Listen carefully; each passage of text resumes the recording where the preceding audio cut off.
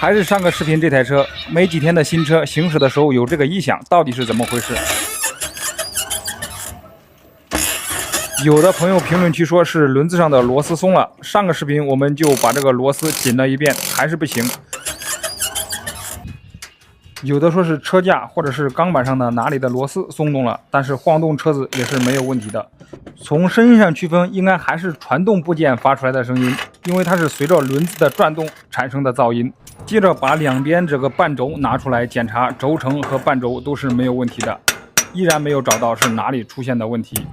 这个声音主要还是出现在车子起步或者转弯的时候噪音比较大。车主说呢，重载情况下声音会更大，空车正常行驶的时候声音是很小的。这个轮子、半轴、刹车片、轴承全部拆开检查了一遍，又重新拆掉安装了一遍，这个声音依然还在，到底是哪里的问题呢？后边这个传动部件只剩这个电机和差速包了，现在我们把电机给它拆掉。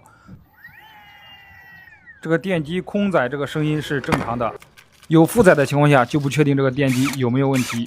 那我们只能给它现在先给它换上一个新的电机，再试一下看这个声音还有没有。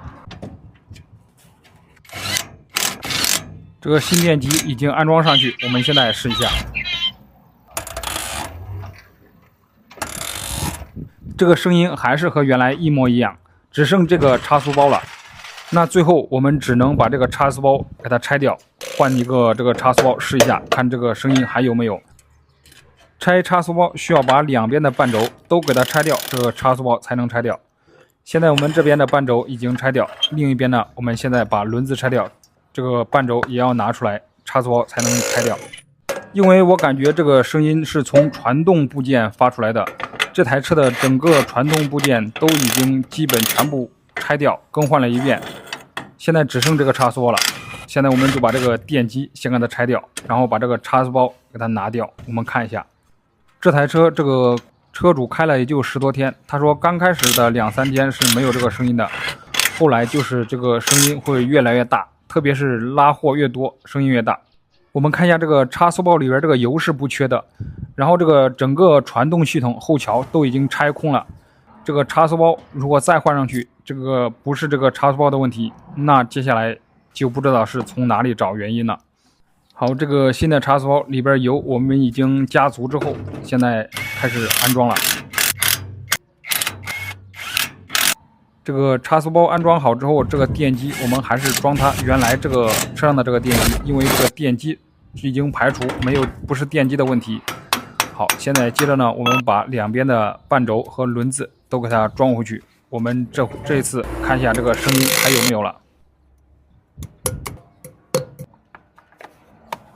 好，这边已经安装好，我们现在把另一边这个轮子和半轴都给它装进去。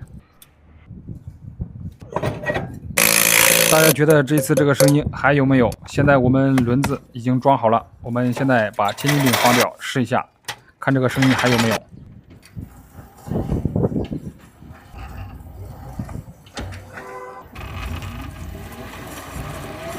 现在声音已经没有了，正常了，果然就是这个差速包的问题。那下个视频我们把这个差速包给它拆掉，看一下里边是什么原因造成的有这个声音。